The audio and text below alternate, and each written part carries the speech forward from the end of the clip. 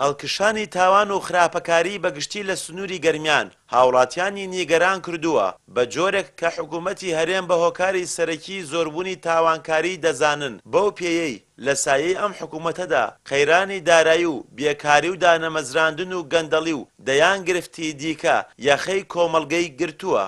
لای خۆی شێوە وتەبێژی پۆلیسی گەرمیان نەیشاردەوە. بە پێی ئاماری 6 مانگی سەرەتای ئەم ساڵ حاڵەتەکانی تاوان بە بەراورد لەگەڵ ساڵی ڕابردوو 123 حاڵەت زیادی کردووە و هۆکارەکەشی گەڕاندەوە بۆ قەیرانی دارایی و هەروەها هەبوونی ئاوارەیەکی زۆر لە سنوورەکە. طبعا سەبەبەکەی ئەوەیە حکوومەت هیچ ئیش و کارێکی نەهێڵاوە. ئەمان نییە لە وڵاتەکە هەر لە بەسڕەوە بۆ زاخۆبان نەڵێن بە کورسانیشەوە ئەمانێکی ئەوتۆ نییە گرانیە ناڕەحەتیە ئیش زۆر کزە طبعا تاوان زیاوە فرتوفێل زۆر قۆڵ بڕین زیاد بێ و ناڕەحەتی خەڵک تا بێ زیادەکە.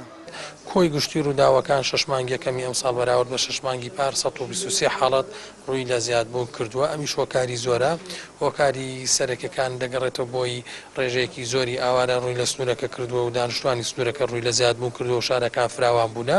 و هۆکارێکی تریەوەیە دەگەڕێتەوە بۆ قەیرانی دارایی.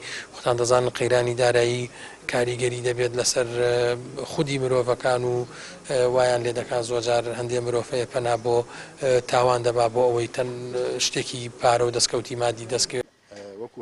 توێژەرێکی کۆمەڵایەتی ئاماژە بە چەند هۆکارێکی زیادبوونی تاوانەکان دەکات لە سنوورەکە.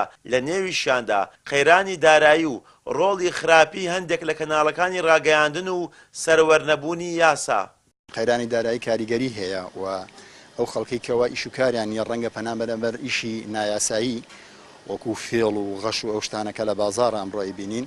هەروەها دیاردەکانی تر وەکو ڕەنگە کوشتن و خۆکوشتن و تەعەداکردن لە خەڵک و جاری وای هەیە ڕۆیشتن بە دوای ناموس ئەوانە هەر هەمووی پێم وایە زۆربەی کەناڵەکانی ڕاگەیاندن ڕۆڵێکی خراپە بینن لەو بوارەدا و هەروەها جێبەجێ نەکردنی یاسا.